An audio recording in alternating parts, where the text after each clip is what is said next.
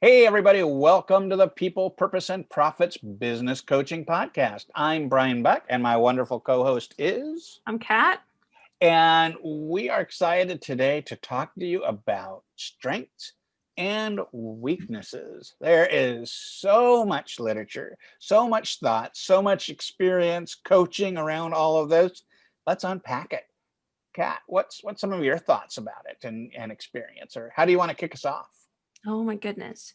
So, I honestly am the type of person that will always look for the strengths in a person because I believe that life well lived is by going into the things that we are called to do. And I often find that those are our strengths. And, I used to be the person, and I see a lot of people doing this where we focus on our weaknesses, especially based on the feedback that we get from the outside. And we have the tendency of starting to become very judgmental, and it keeps us playing very small. It keeps them stuck. It keeps us stuck, and it keeps us from really reaching our true potential. And I would love to hear what your experience with it is, and then kind of like see if we can turn this in a little bit of a coaching session. Yeah, no, that's fine. I think the similar, I have a balance about it because I do fully know when I'm acting in my strengths, um, everything's awesome and everything's just working. I'm happier, I'm more effective, I'm helping others because I'm wanting to serve, and that always works out. But I also know the flip side is when I work on my weaknesses, when I used to go down that path, um, my weaknesses just usually turn out to be a little less weak than they ever become a strength. And it's so hard to work on weaknesses. And, we kind of go through these cycles, or the weaknesses keep coming back even when you make progress. So weakness really is kind of a waste of time to work on.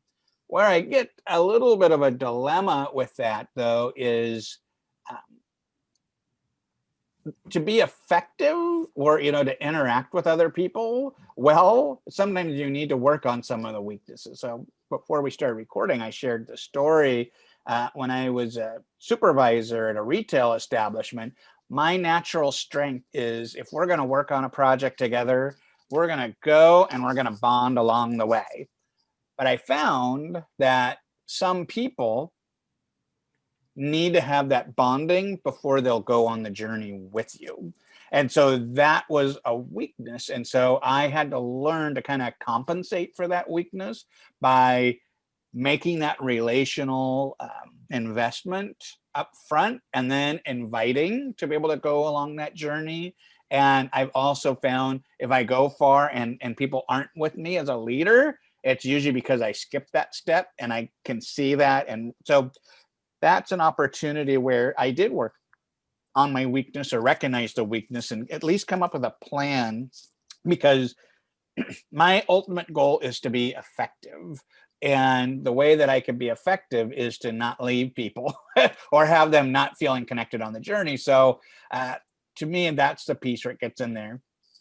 I guess the flip side is, if I'm just focusing on a weakness for weakness sake because I don't like that weakness, that's different. But maybe there's a good argument to be said on when does your weakness get in the way of your effectiveness. And and here's another interesting idea, because as you were talking, I'm thinking like I'm scanning, like, on my past to kind of look at what are some things that were my strengths and weaknesses. And what was interesting, what came up was the fact that, as we talked, and I truly believe that I am an empath. Mm. And I found that to be my strength. Now, the thing with it was that it became my weakness, in the sense that even though I can sense your feelings, and I can tune into, and I can almost, like, I don't want to say read your mind, but I can feel, like, you don't have to tell me how you're feeling and I'll know. Yeah. And it almost became something that tore me apart as a person, because I was sensing people and I was taking on their energy, and I was trying to do everything in my power to make them like snap out of it or feel Mm, better, and I was taking on their problems. So how do, like, have you seen this in your life? And I want to encourage, like, I want to bring this reminder. It's so beautiful that it came up, especially for people that are people pleasers. mm, yeah. Is Well, it I think to add to that, I mean, Gallup in their Strength Finder, they would often say, "What happens when your strength is taken too far?" So as a leader, I could lead too far ahead, and no one's with me anymore. right? So I think similarly, maybe that's where maybe it's less about working on your on your weaknesses, but more on your strengths, Achilles heels, maybe. Because I know some people that are empaths and they've learned to really brush themselves off or purposely direct that energy instead of just being a conduit, because you can pick up so much stuff that it can Absolutely. be difficult. And destructive, and Yeah. that was the hard lessons for me that I constantly bring up. And I noticed this especially with a lot of coaches, because they do have that tendency of wanting to help people. That's like their core value, and that's how they primarily function. And they go into, and it can be the reason why a lot of them don't charge, Mm, because they're over here and they're picking up people's emotions and they're almost struggling with them, rather than being objective, being out here and looking at the situation from an outside standpoint, and understanding that what that person is telling him or herself is a story, right. and they don't need to be like living their emotions with them, but rather help them to elevate them to a new level of consciousness, to new level of, like, to a different emotion, Mm, to a different way of looking at the things, and then getting them out of it by being unmoved. yeah. I I think that makes so much sense, and it almost makes me wonder: is it people? It's one thing to be a people pleaser versus, well, I was gonna say a people pleaser versus a people server.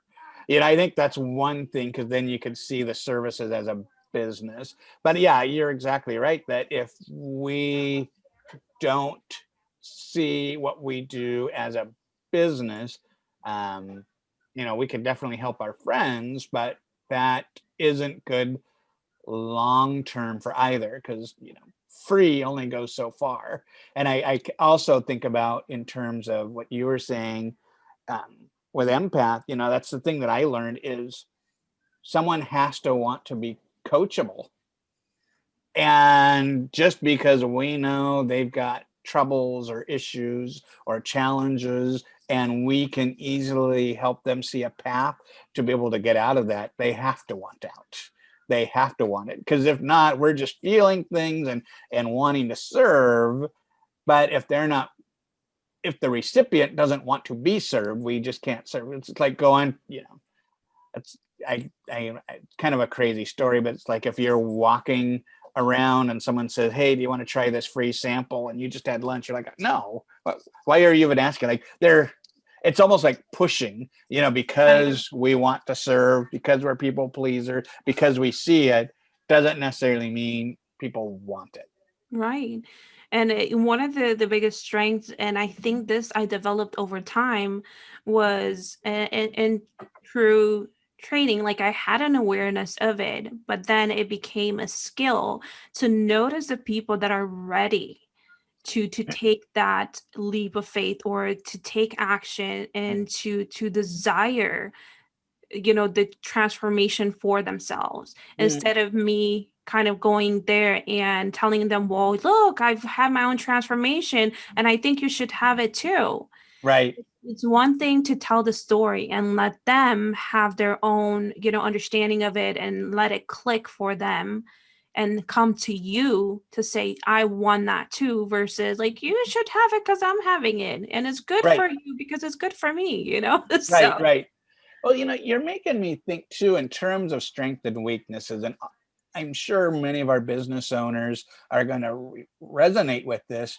If you don't know how to do something, because this is the new world, we got to learn how to market, we got to learn web pages, we got to learn our own customer management systems, we got to learn how to fulfill. Are new skills a weakness or just skills? How can you tell the difference between I just need to learn something versus this is a weakness for me? it's an interesting question, and I wish I could give a straight answer, but is difficult because I do find, like, I know, I've talked about this, especially marketing is, a tough challenge for me, and not so much the selling, but or the conversation that I'll have with people, but more so on the technical part. Hmm. So I think for me that's it's a weakness. And I remember reading this book. I can't remember who it was, and I'm getting this mixed signals between what I'm hearing from Russell Brunson saying, well, you should be out there and finding the right people so you don't have to do it. So that would mean that's my weakness, and I'm finding someone to supplement that. Yeah. And then there's this person that says you should know every process, every part of your business, and you should do it well, Mm, because that's really how you grow and that's how you really understand who you can truly become. But based on my experience, I've learned that I've lost way too much time trying to master something that I just did not like. So I yeah. think when you start to notice that you don't like it, you get super frustrated with it, then I think it's fairly safe to say that that could be your weakness or a Mm, part of you that doesn't necessarily needs to be transformed. And especially now that we have the networks, you should look into who you get on your team rather than like beating yourself over it and losing the precious time that you could otherwise be doing the things that you are excellent at. yeah. No, that's true. I think way that I've coached on this is look at your energy. If your energy is like, hey, this is something new, I'm figuring this out, I'm getting the groove of it, that's probably something that you get a new skill and discover it's a strength. But if you get the skills and for whatever reason just continually hard and frustrating and drains you of energy and you decide to skip a lesson because you just don't want to deal with it, those Mhm. are opportunities to say, yeah, you should hire someone for your weaknesses instead of going through that. To go with what, I don't know which book you're reading, and it is such a precarious balance as business owners, is it's Jim Edwards talks about this in terms of copywriting. You should learn enough about what good copywriting is, so that way when you hire someone what's good or bad. And Jim also talks about even when you hire someone for copy, it's usually the first draft and then you have to customize it. So I think there are some skills we need to have a general overview so that way we know what's happening in our teams and our expectations.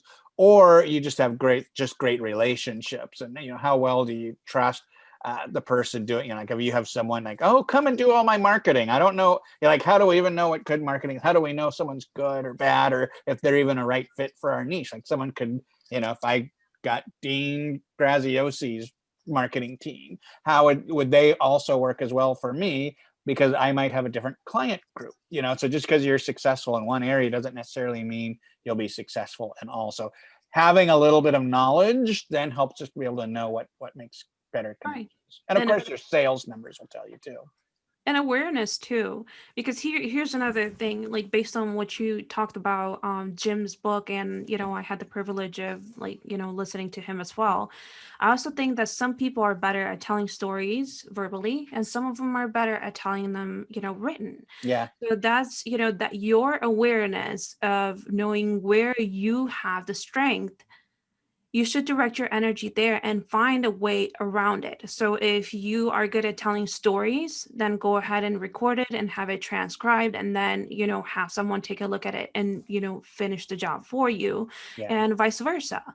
If you find that, you're good at writing and so forth, then, find a voiceover, or, learn to speak with the prompt or something to help you to tell the story in a very powerful way.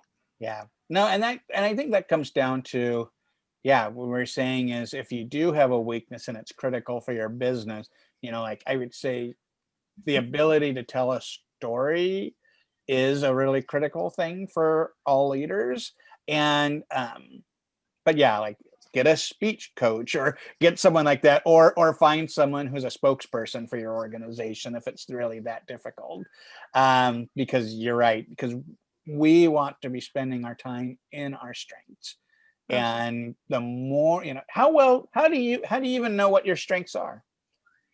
I honestly, one of the things that I recommend to people is to try stuff out. Like, Yeah. knock yourself out. Like, you'll know. And one of the things you said is energy, and I highly agree with that. Hmm. Because if you are thinking about something and is very constrictive, or it's very it seems heavy, or you're like filled with doubt or worry, or just dread of doing it, then you obviously know that's definitely not in your wheelhouse. But Yeah. if you find that it's expansive and you look forward to it, and there's this, you come alive when you think of it, then that's your strength.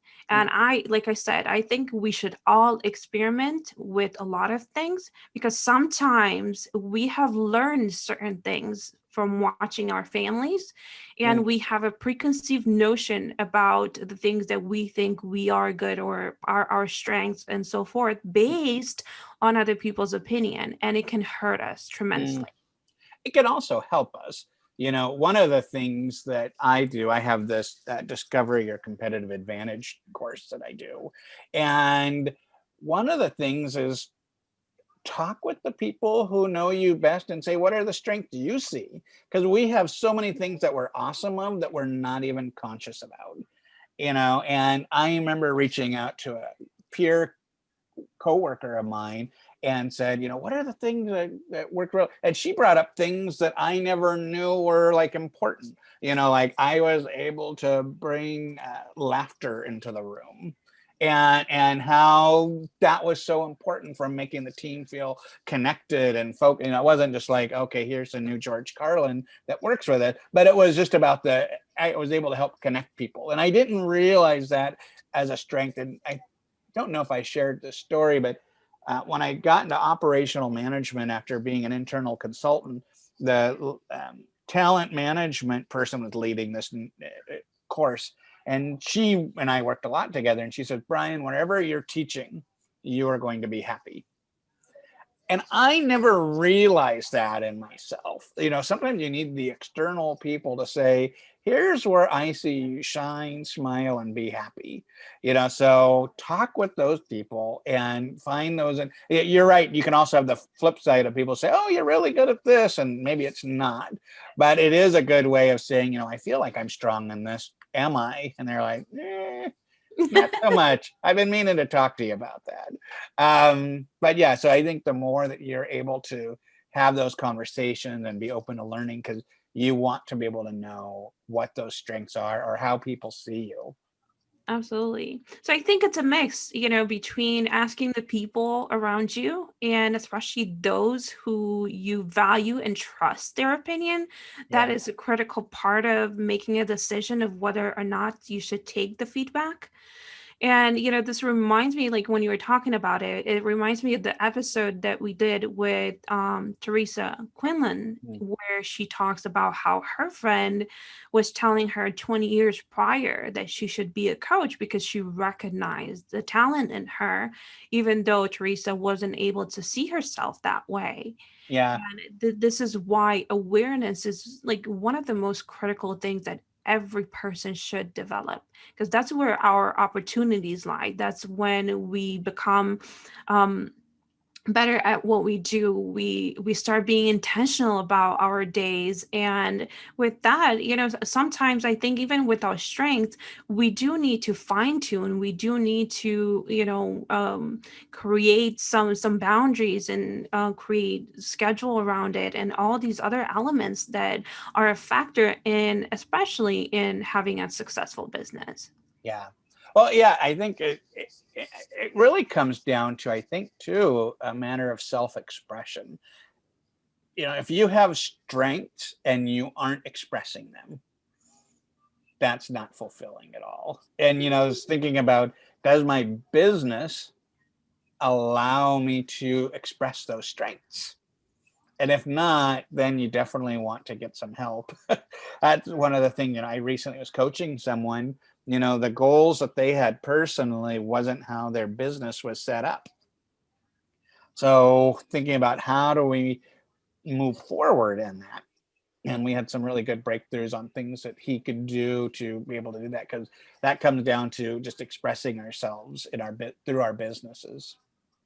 Yeah, and if you're listening to this episode and the things that we're talking about are resonating with you, feel free to find us, Yeah. and we're definitely looking at getting on a call with you and figuring out putting stuff together.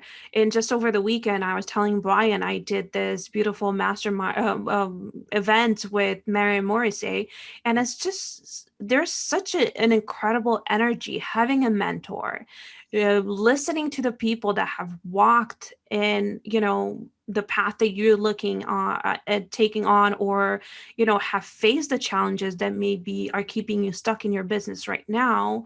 It will save you time if you do work with people that have done it and know what they're talking about, and can recognize in you those strengths and weaknesses and help you create a system around them. Yeah. I was going to say the same thing, because I agree one with thing you. as a coach, our role is to be able to guide you to have the insights within yourself.